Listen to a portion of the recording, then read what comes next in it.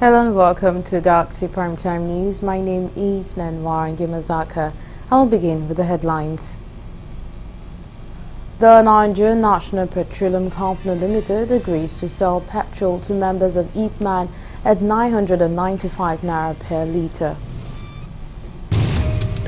The federal government inaugurates a 7-man renegotiation committee on the agreement between the federal government and ASU. On foreign scene, Ukraine denies allegations that it had supplied drones to rebels fighting against the Malian army. Details of these and more will come to you shortly. Do stay with us.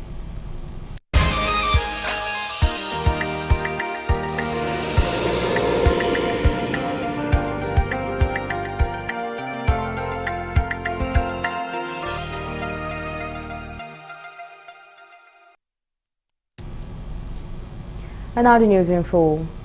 The Nigerian National Petroleum Company Limited has agreed to sell premium motor spirit, popularly known as petrol, to members of the Independent Petroleum Marketers Association of Nigeria at 995 naira per litre. These follow the intervention of the Department of State Services in the controversy between the two parties. The National Vice President of IPMAN, Ahmed Fashola, told our correspondent that the intervention of the DSS solved a lot of problems facing marketers. Fashola also confirmed that through their intervention, the Nigerian Midstream and Downstream Petroleum Regulatory Authority agreed to pay the association's outstanding 10 billion naira while resolving issues about the direct purchase of petrol from the Dangote refinery. With the 995 naira ex-depot price, Fashola assured that IPMAN members will no longer sell at prices much higher than that of major marketers, saying, however, the distance is another factor for pricey PMS. The federal government on Tuesday inaugurated a 7-man reconstituted renegotiation committee on the 2009 agreement between the federal government and academic staff union of universities. The inauguration, which was performed by the Minister of Education on behalf of President Bola Tinubu, was attended by stakeholders in the education sector, including representatives of all unions involved in the agreement. Correspondent Kulojo reports that the Minister of Education, Professor Tahir Maman, while commending the leadership of the unions for the commitment to the advancement of the education sector, solicited the support for the timely completion of the assignment. Over the years, various committees had been saddled with the responsibility of concluding the agreement between the federal government and the leadership of the Academic Staff Union of University in Nigeria, but with no success. The attendant effect has been the disruption of academic calendar in the country every hours, and as a way of salvaging the situation, the federal government under the present administration and with the request from ASU, SANU and NATS decided to reconstitute membership of the negotiation committee. Speaking during the inauguration of the committee in Abuja, the Minister of Education, Professor Tahir Maman, said the present administration is committed to ensuring that the sector gets what it deserves through budgetary provisions, infrastructural development, teacher support and training for the institution for them to be at par with their peers in other countries. It is one of the top priority areas of the government, and our president has stated time to that number. His commitment to ensuring that this sector gets what it deserves, both through budgetary provisions, through infrastructure development, teacher support, and training, so that our institutions can be at the same level with their peers in developed countries. Of course, one of the ingredients for that, a very fundamental ingredient for that matter, is for stability in this sector. Professor Maman, who inaugurated the committee on behalf of President Bola Tinubu, said at the end of the negotiation, the government is determined to do the right thing and ensure the conclusion of the agreements. In their separate remarks, the former secretary to the government of the Federation and the former head of service of the Federation, Yayale Ahmed, and the national president, Academic Staff Union of University, Professor Oshodeke, urged the government to be sincere and be ready to implement the agreement as reached. I would like to assure you and our President, Bola Ahmed Tinubu, of our commitment to do this job, and that we will do it thoroughly. And where we feel ASU and other unions should have a second look of their demands, we tell them with confidence. Really, we should not look at lecturer in Nigeria as if just Nigeria. A professor is a professor all over the world. Whereas in Nigeria, it's a Ghana, it's a Canada, the same guideline for scoring or for assessment. So I would think we should give such a salary, such pay that can attract lecturers from all over the world to give our university better ranking, better recognition, and we can be proud. There is no university you go to in the whole world you not see Nigerian lecturing. It is expected that the output from this committee will put an end to incessant disruption of academic calendars in the country Ivory. From Abuja, Kunle Ojo, Galaxy TV. The Nigerian Senate has strongly condemned Libya's hostile treatment of the Super Eagles, the country's national football team, who are in their country for the second leg Africa Cup of Nations qualifier against their team. This follows to a motion on the ill treatment of the Super Eagles in Libya during plenary on Tuesday, October 15, 2004. Correspondent Kunuju reports that the matter was brought under personal explanation by the chairman of the Senate Committee on Sport, Senator Suleiman Abdulrahman Kawu, representing Kano South. Senator Kawu said the action of the Libyan authorities and the Football Federation did not only endanger the life of the players, but other members of the delegation. He described the act of the Libyans as deliberately orchestrated to frustrate and dampen the morale of the Nigerian team who are on national assignment. Senator Kawu urged the Senate to consider his proposal and condemn the ill treatment of the team by the Libyan authorities for the unwarranted hostilities and unfair treatment of the Nigerian football team. He also urged the federal government through the Ministry of Foreign Affairs to bring this ugly development to the attention of the Libyan government and the need to exercise restraint, as this act has negative diplomatic consequences.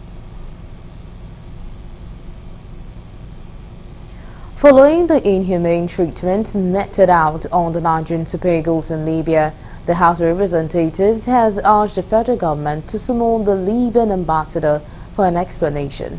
This followed the adoption of a motion of urgent public importance raised by Honorable Kabiru Amadu. Correspondent in Abuja, Ken Abuji, sent in activities of the Green Chambers today. The maltreatment of the Nigerian side by the Libyan authorities has caused uproar among football lovers across Africa. It is to get the full details of the action and prefer solutions against the recurrence the lower chamber discussed the matter. Debating the matter, lawmakers also called on the Nigeria Football Federation (NFF) to file a formal complaint with the Confederation of Africa Football (CAF) and FIFA. They commended the NFF for boycotting the scheduled games after the Super Eagles were stranded for over 13 hours at Al-Abak Airport without food, water or adequate rest. Mr. Speaker, the following prayers were resolved. Number one, to condemn in totality the inhuman treatment, prostration of the Super Eagles of the Federation by the Libyan Football Federation. Number two, to sympathize with the Super Eagles and appreciate their patriotism. Number three, to urge the Nigerian Football Federation, NFF, to make an official complaint to the Confederation of African Football (CAF) and the Federation of International Football Association (FIFA) for the dehumanization of the Super Eagles players and NFF contingent by the Libyan authorities on the 13 to 14 October 2024. The House also urged the federal government to expedite the completion of the Dancing House Dam in Adamawa State, which will act as a buffer for excess water released from Cameroon's Lagdo Dam, calling for the rehabilitation of critical infrastructure in flood-prone areas across the country. Lawmakers also asked the Nigerian-Cameroon Friendship Group to investigate the agreement between both nations on the Lagdo Dam and explore mitigation measures. The lower chamber, however, urged NEMA and state emergency agencies to improve early warning systems and enhance evacuation efforts for communities vulnerable to flooding. Kingsley Chinda had raised concern over recurrent floods caused by water releases from the Lagdo Dam, which affect several states, leading to loss of lives, destruction of farmlands, and damaged infrastructure. He emphasized the need for long-term solution, including the construction of the Dancing House Dam, which has been delayed due to funding and bureaucracy. The house is disturbed by the recurrent loss of lives, displacement of communities, destruction of farmlands, livestock, and homes, and damage to critical infrastructure such as roads, bridges, schools, and healthcare facilities as a result of the flooding. The House is mindful that despite early warnings by Nigerian authorities about the release of water from Lagdo Dam, many communities remain unprepared and are left vulnerable to the devastating impacts of the flood. Chinda warned that without swift action to address the annual flooding, the situation will worsen, eroding public confidence in leadership.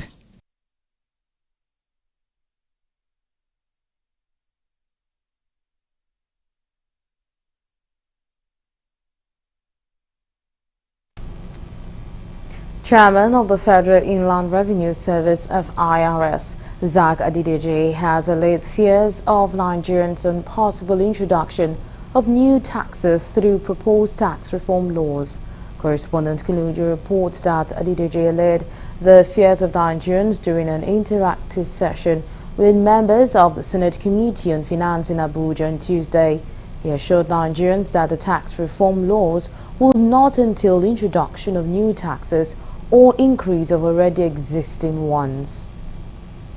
Tax reform is not and will not increase or introduce any taxes. If anything, because when we talk about harmonization, it actually reduced the number of taxes that will be paid, reduced the compliance cost by businesses, and also increased the simplicity and efficiency of tax administration in Nigeria.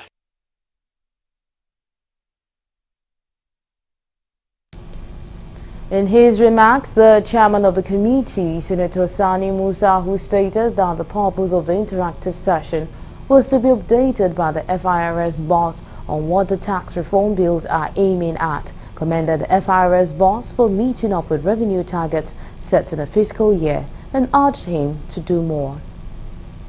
With this, I believe that Nigeria is now getting it right in the area of taxation.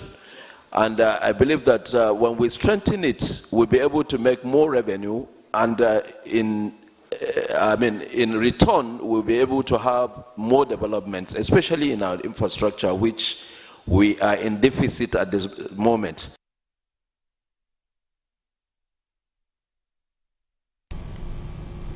You're still on to Galaxy Primetime News, and coming up next.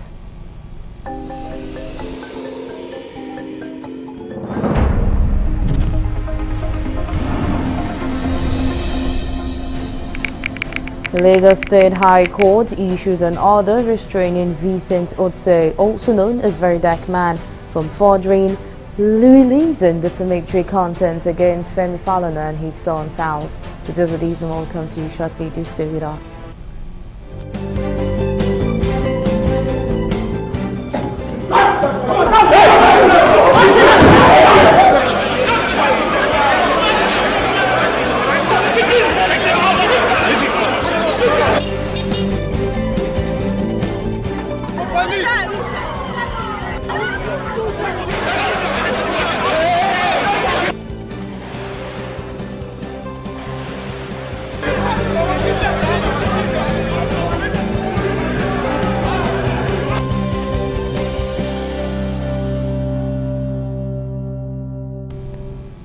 We're glad to have you back. Now, for more updates and latest news, please visit our website www.galaxytvonline.com.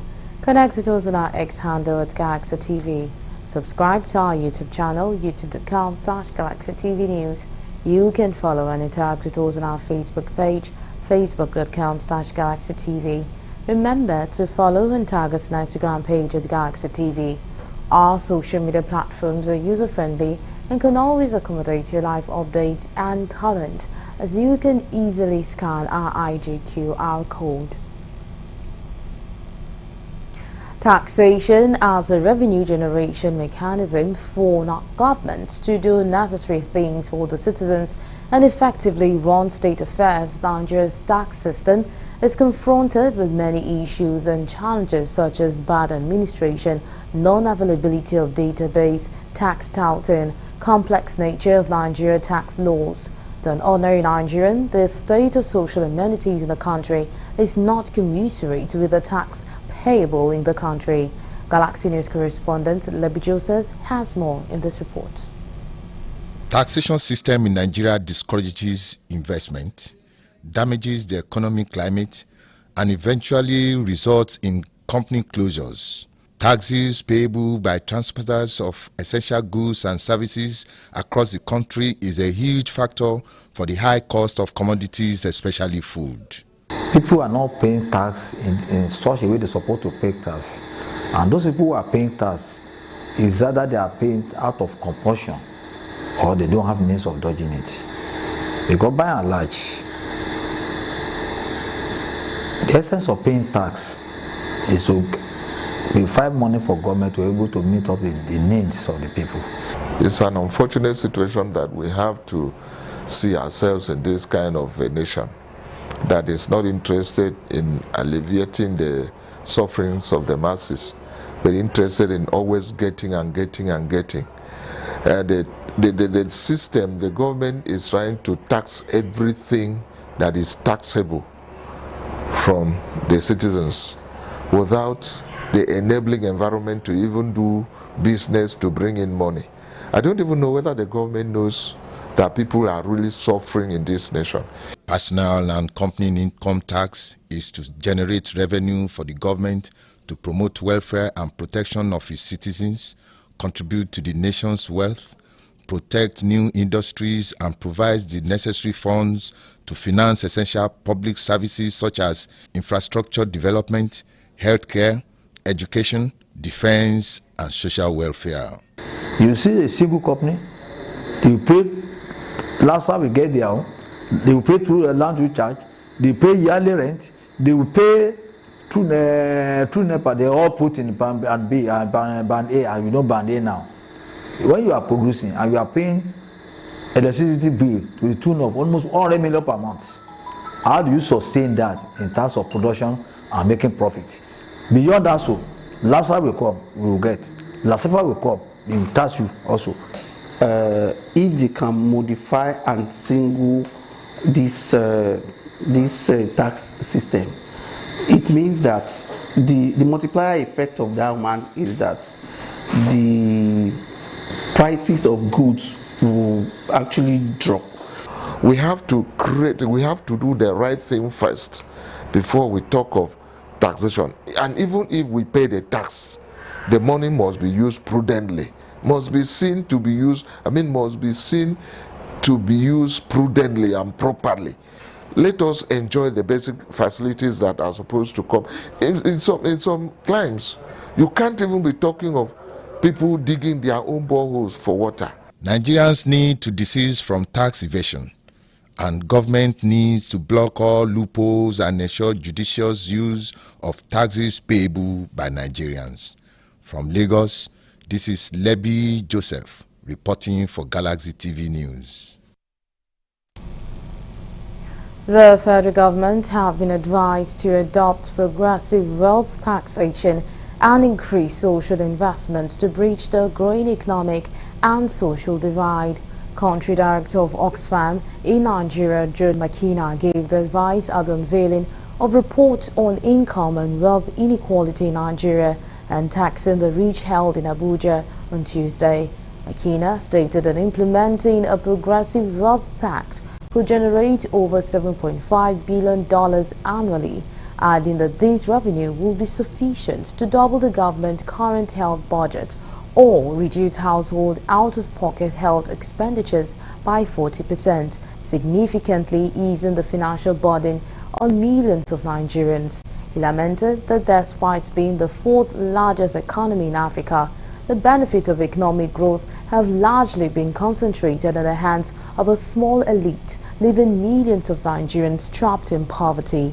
The country director urged government to develop a comprehensive wealth registry and stronger tax enforcement to ensure high net worth individuals contribute fairly. Oxfam exposes a staggering wealth gap in Nigeria in two comprehensive studies and urges the adoption of progressive wealth taxation and increased social investment to bridge the growing economic and social divide before a social bomb explodes. The two comprehensive studies, as has been depicted, to be given by multinational corporations. It can only happen in Nigeria.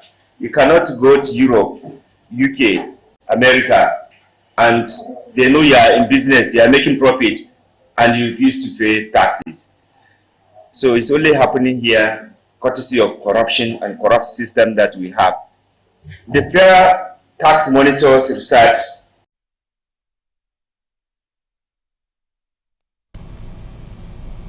Justice Matthias Daudu of the Lagos State High Court sitting in Ikeja has issued an order restraining Vincent Otse, also known as Very Dark Man, from further releasing or publishing defamatory content against the senior advocate of Nigeria, Femi Falana, and his son Falz.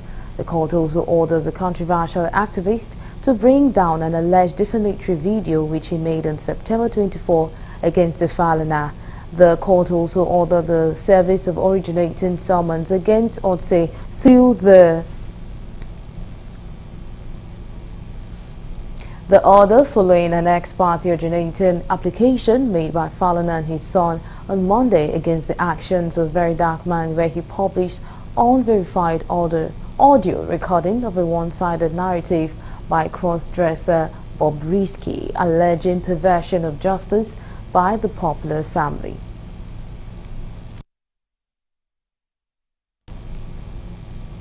The Nigeria Police Force says it has successfully rescued over 300 kidnapped victims and made arrest of over 10,000 suspects in connection to various crimes across the country in the last 3 months. The Inspector General of Police, Kayode Betekun, who disclosed this during a meeting with senior officers of the force to assess the progress made within the period under review and brainstorm on strategies for improved security, added that over 400 firearms with about 3,600 rounds of live ammunition and several vehicles. Correspondent Kulojo reports that Betekun revealed that the tactical operation of the force, as well as intelligence and community engagement strategy, has helped to enhance security. From July to October this year, the Nigeria Police Force successfully rescued 369 kidnapped victims, recovered 416 firearms of various makes, retrieved 178 vehicles, and seized 3,672 rounds of ammunition of different calibers. Additionally, a total of 10,852 suspects were arrested across the country. Speaking on security preparation for the off-cycle elections in Ondo State, he urged all stakeholders to build on the successes recorded in the Edo State governorship election. I'm sure you saw how we handled the Edo election.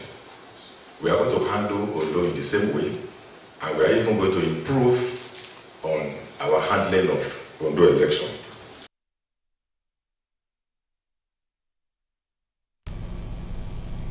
Barely 24 hours after the divisional police officer of Agbaro Police Station in Ughelli North, local government area of Delta State, CSP Nasir Jega, was shot and killed by gunmen with the DPO of Ororope Police Station battling for his life at an undisclosed hospital.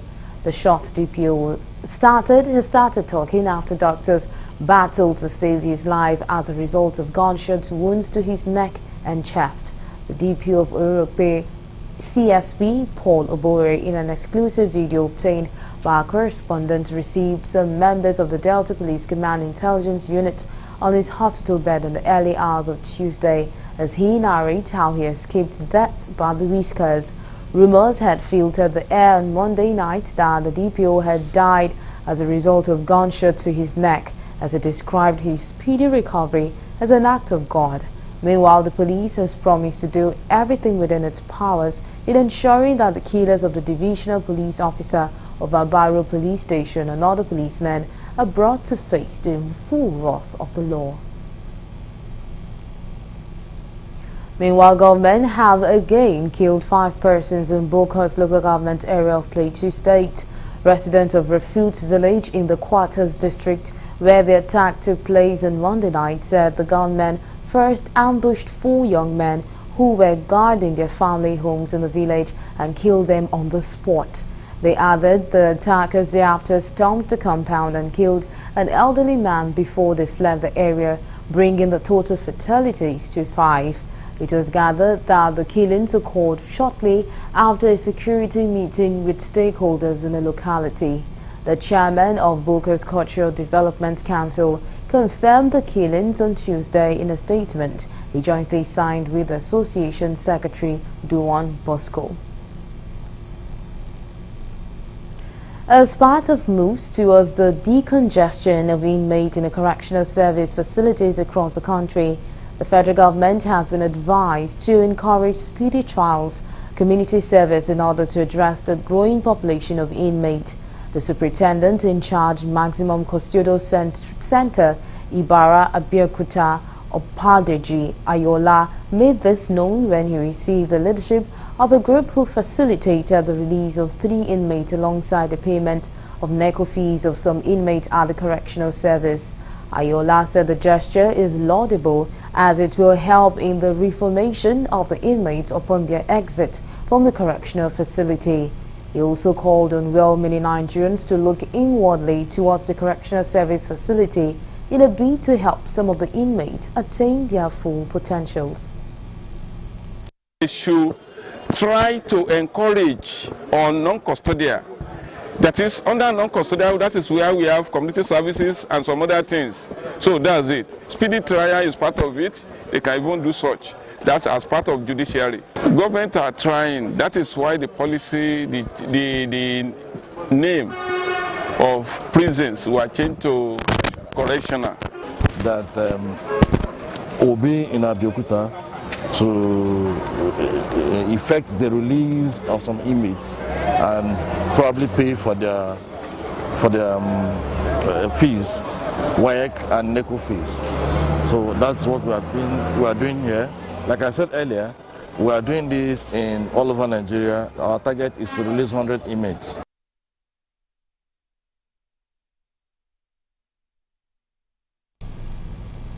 Nigeria's headline inflation rate for September 2024 rose to 32.70% after slowing consecutively in the previous 2 months of July and August. This was according to the latest Consumer Price Index report from the National Bureau of Statistics. It is a marginal increase of 0.55% from the August 2024 figure of 32.15%, reflecting ongoing price pressures across the country. Year-on-year inflation has surged by 5.98 percentage points compared to the 26.72% recorded in September 2023. The report also states that in September 2024, the headline rate was 32.70% relative to the August 2024 headline inflation rate of 35.15%. Looking at the movement, the September 2024 headline inflation rate showed an increase of 0.55% compared to the August 2024 headline inflation rate. The Oyo State government has reaffirmed its commitment towards ensuring a more steady supply of quality seeds to farmers, promote food security, and sustain agricultural development. To achieve this, Oyo State government have resuscitated its moribund State Seed Coordinating Committee. Speaking at the event, Commissioner for Agriculture and Rural Development, said the initiative seeks to underscore the importance of using agriculture to drive economic growth and reduce poverty. According to him, the resuscitation of the Moribond Seed Coordinating Committee is a significant milestone and a critical step towards revitalizing agricultural productivity, aimed at ensuring food security and improving the livelihood of farmers. Speakers at the inauguration recognized the importance of agriculture in driving economic growth and reducing poverty. Primarily is to ensure that farmers get improved yield to plants, not only as related to crops, also related to livestock as well. Because with scientific breakthrough, the seed we are planting nowadays are different from what used to be. We have seeds that grow faster, seeds that are resilient as well. We have livestock that grow faster, resilient, and even bigger as well. This committee has been moribund for about 6-7 years, but His Excellency, the Governor of Oyo State, did approve that the committee should be resuscitated. Are going to be like ministries think tank. They will be the one to meet together, to collaborate, to exchange ideas, to bring new ideas on improved seeds. I'm expecting that through this committee, there are going to be a lot of seeds that will be available for farmers, and this one will actually improve the food security in the land, and not that alone, it will improve the farmers' income and their livelihoods. Over 100 houses in parts of Makurdi metropolis have been submerged and inhabitants displaced following the heavy downpour which began last week till yesterday, Monday. The affected areas are Gyado Villa, Wadata Rice Mill, Gadi, Akusha, particularly the Media Village, which has become an eyesore with deplorable road conditions. When Galaxy TV correspondent visited some of the affected areas in Makurdi, the Benue State capital. Victims of the flood whose properties, foodstuffs were soaked in flood waters were seen evacuating their properties and personal belongings while narrating their ordeal, described the situation as worrisome, saying this is not the first time they are witnessing such a thing, as they first witnessed it in 2012, 2016 and 2021. Really giving us tough headache, because right now, if you see most of our things, I lost many things. Right now, if you can see, my rice is inside water. Then actually we are pleading, government should at least help us. In fact, we started pleading with him, but we didn't hear any response. Actually, we moved to Gadi Secondary School, where our government has made provision for us.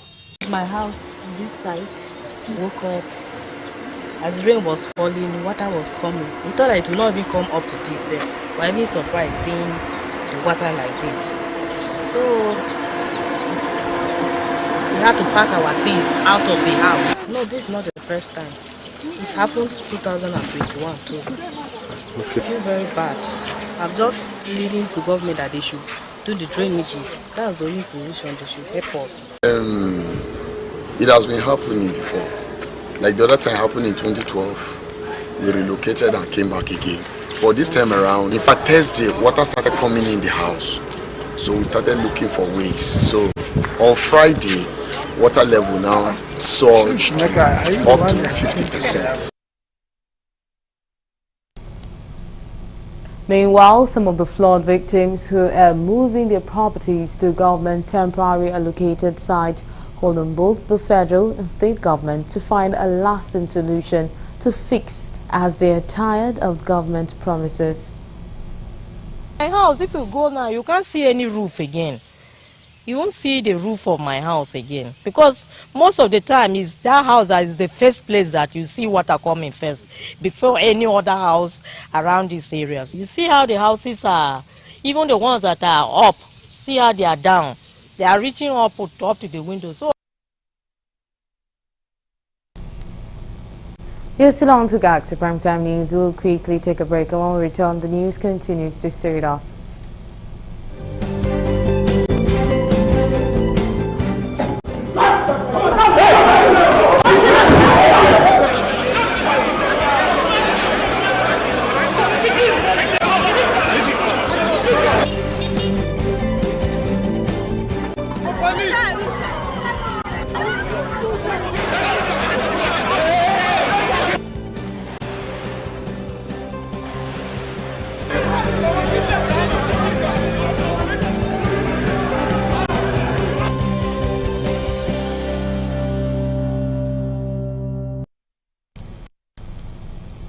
We're glad to have you back.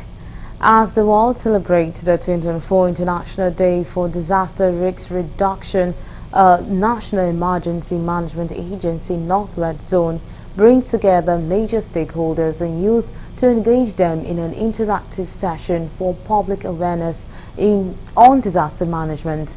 The event, which was held in Kaduna with the theme Empowering the Next Generation for a Resilient Future, is on the role of education in protecting and empowering youth for a disaster-free future. NEMA Zonal Coordinator Abani Imam Garki, in his welcome address, said the IDRR Day is a global event set aside to create awareness to the public for proactive measures towards disaster risk management. He said engaging the youth in DRR is of paramount importance, being that they are the future generations, so the youth are the targeted tools in achieving and making a resilient generation.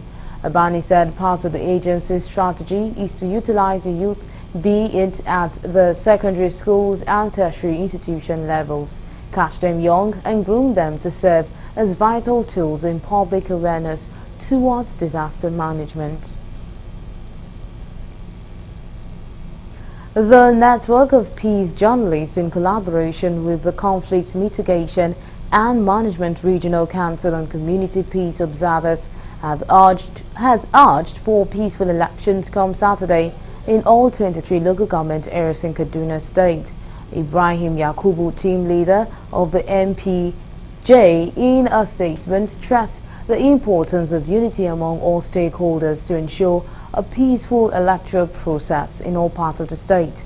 According to him, politicians should collaborate with civil society organizations to promote peace and unity, as well as encourage citizens to actively participate by voting for credible candidates.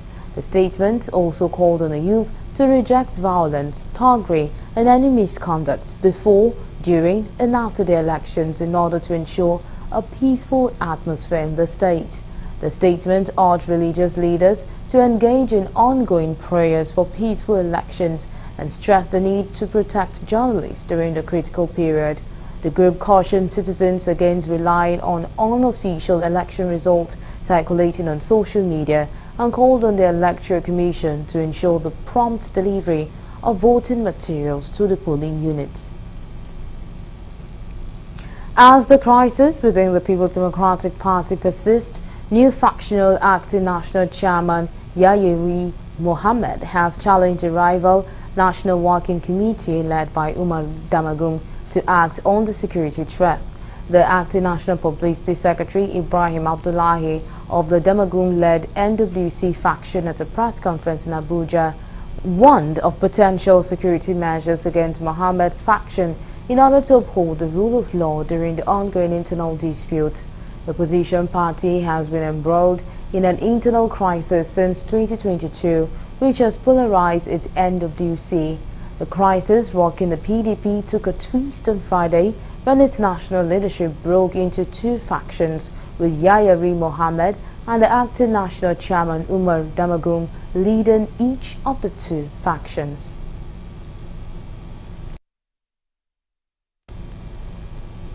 And now we'll move over to the foreign desk for more news.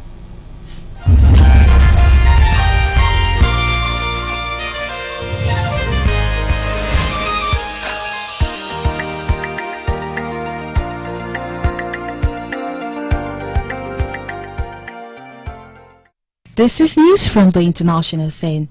Ukraine has denied allegations that it had supplied drones to rebels fighting against the Malian army and Russia-backed mercenaries. It comes after Paris-led Le Monde newspaper reported that Ukrainian drones were providing support for the Tuareg rebels who are benefiting from discreet but decisive support from Kyiv. Mali's junta-led government ended a long-running alliance with former colonial power France in 2022 in favor of Russia in a bid to tackle a years-long insurgency in the north, but it has been unable to quell the unrest and recently suffered heavy losses alongside its Russian allies. Mali and its neighbor Niger and Burkina Faso, where the military is also in charge, have since accused Kyiv of supporting terrorism in the Sahel after Ukrainian officials said earlier this year that the country had offered support to the rebels. But on Monday, Ukraine's foreign ministry said in a statement that the country strongly rejects the accusation that they have recently been released. Strongly rejects the accusation that have recently been released by the international media outlet about the alleged involvement of their state in supply of UAVs, unmanned aerial vehicles to the rebels in Mali. It also denied allegations by Malian and Nigerian officials that Ukraine was arming, providing information and giving support to the terrorist coalition. It called for an end to spreading of the false information that repeats the fake narratives of the aggressor state, Russia's propaganda. The Israeli military has been hitting search and rescue teams, medical centers and hospitals across Lebanon since it escalated its offensive against Hezbollah last year. The attack have killed and injured dozens of medics and emergency workers and have left swaths of the south cut off from emergency services and healthcare. One organization has been hit more than any other. The Islamic Health Society, IHS, funded by Hezbollah, operates emergency services, hospitals and medical centers across the country. As of Friday, more than 85 of its staff have been killed and more than 150 wounded, according to Bilal Assaf, head of media relations at the IHS Civil Defense. Just after midnight on 7 October, Israel struck the Barichit Emergency Center in the southern Beit Jibel region, killing at least 10 firefighters, according to the Lebanese Health Ministry.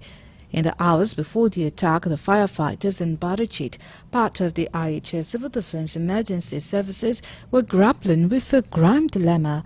There were still civilians in the area, including some who refused to leave, but Israeli forces were no longer allowing the team to conduct missions. North Korea has blown up the northern sections of the Suez roads that connected it to South Korea, according to South Korea's military. Some parts of the road north of the military demarcation line dividing the two countries were blown up at about midday, the Joint Chief of Staff said in a message sent to media on Tuesday.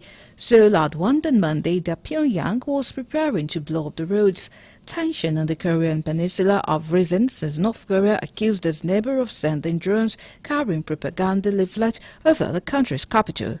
Still on the international scene, Prague is to ban nighttime pub crawls organized by travel agencies in a bid to deter crowded tourists from visiting and attracting more refined visitors instead. The Czech capital's authorities say organized pub crawls, often aimed at foreign stag and hen dogs, will be banned between 10 p.m. and 6 a.m. local time. Deputy Mayor Jiri Pospisil said he wanted the city to become a place where refinement and respect for shared public space are a priority. Prague is not alone in its bid to deter rowdy tourists, many from the UK. Last year, Amsterdam launched a campaign to discourage young British men from travelling to the Dutch capital to use drugs and drink heavily. The Prague City Council said councillors had approved an amendment limiting organised movement of tourists from pub to pub, disrupting night peace, especially in the centre. The change was made on noise, safety and cleanliness ground. Crowds of drunk tourists also negatively affect reputation of the city, councillors claimed. Officials in the central Prague 1 district, most of which is a UNESCO World Heritage Site, and where many bars are located, welcomed the move. Proposals to give weight loss jabs to unemployed people living with obesity would be very important for our economy and health, the Prime Minister told newsmen. Sir Keir Starmer said he acknowledged that more money was needed for the NHS and the government also needed to think differently to ease pressure on the health system. His comment came after Health Secretary Wes Streeting said the job would be given to help people get back into work. Some injections are already prescribed on the NHS for the treatment of obesity and also for people with diabetes. Sir Keir told newsmen that the jab would be very helpful to people who want and need to lose weight. The drug is very important for the NHS because, yes, the country needed more money for the NHS, but they've also got to think differently. Stretching suggested the medicine could be life-changing for individuals. In an opinion piece for The Telegraph, the Health Secretary wrote, widening waistband are also placing significant burden on the health service. The long-term benefit of these drugs will be monumental in their approach to tackling obesity. Lastly, on the international scene, expectations that UK interest rate will be cut in November have risen after wage growth slowed to its lowest pace for more than 2 years. Pay grew at 4.9% between June and August, official statistics show, down from 5.1% previously. The figures have added to widespread expectations that UK interest rate could be cut to 4.75% when the Bank of England meets next month. Pay is still rising faster than inflation, which measures the rate of price increases, but analysts do not expect that to delay any rate cut plans by the bank. The Bank of England watches wage growth closely. If pay rises too quickly, it increases cost for firms who might then raise the price of their goods to cover this. Yale Selfie, chief economist at KPMG UK, said the encouraging figures on wages plus slowing economic growth means he expected the Bank of England to reduce borrowing costs from 5%. In the last set of jobs numbers before the budget, the Office for National Statistics (ONS) said the unemployment rate fell to 4%. However, Ashley Webb, UK economist at Capital Economics, said this isn't the sign that employment is booming. And that's it from the international scene.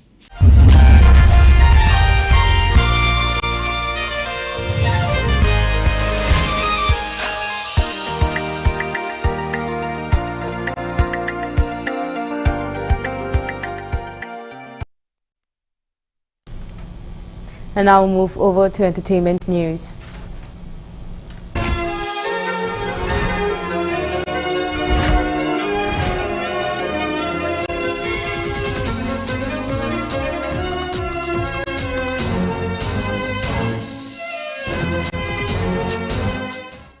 Welcome to Entertainment News. My name is Rose Blossom.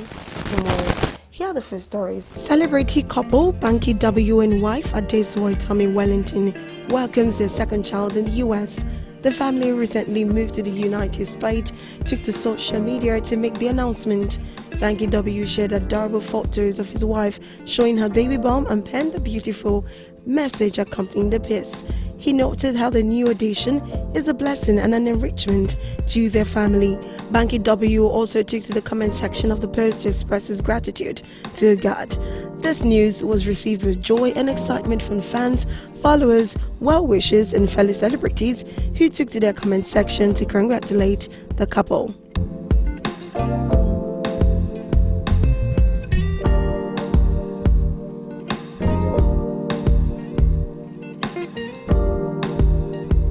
Nollywood actress Fathia Balogun, who took a break from social media following the death of her ex-husband Said Balogun's daughter, has returned to social media.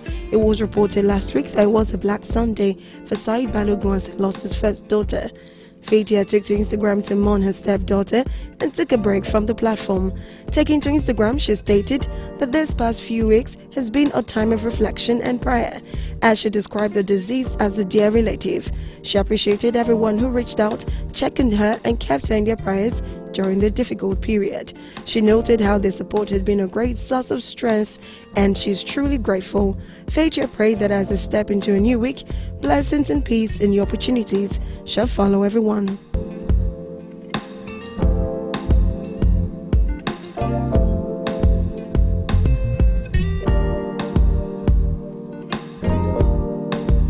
Meanwhile, controversial Nigerian singer Portable has caused a stir online as he released new music about American rapper Sean Combs, better known as Diddy. The American rapper and businessman got arrested on many criminal counts, one of which was having freak-offs with both males and females. The rapper made headlines after the authority found over 1,000 bottles of baby oil in his house alongside an impressive number of dildos that had the whole world in shock. Now taking to his page, Portable shared a video of him dancing to his new music about the rapper. In the song, he warned his followers and the public not to go to any singer's party.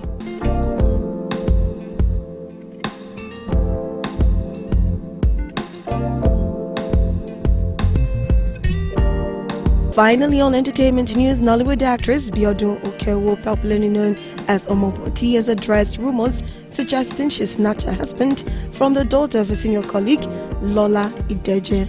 The actress, who tied a knot earlier this year, shut down the allegations during a live Instagram session amid rumors circulating online.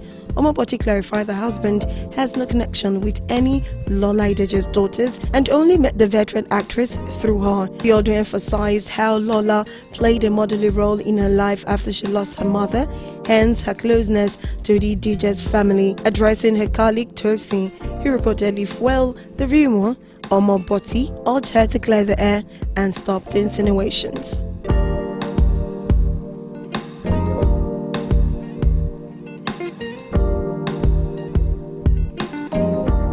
And that'll be all on entertainment news. Thank you so much for watching. My name is Rose Blossom Way. Bye for now.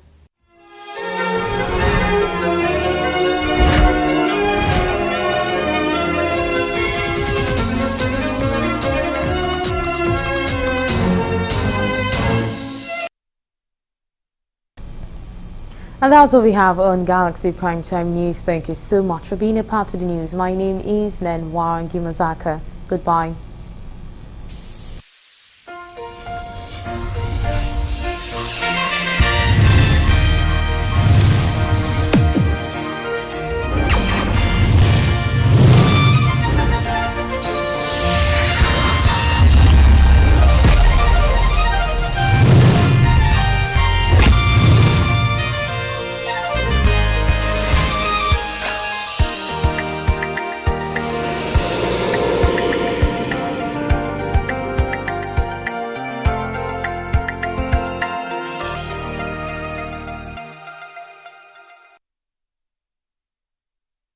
Galaxy Television, in conjunction with Above Lounge,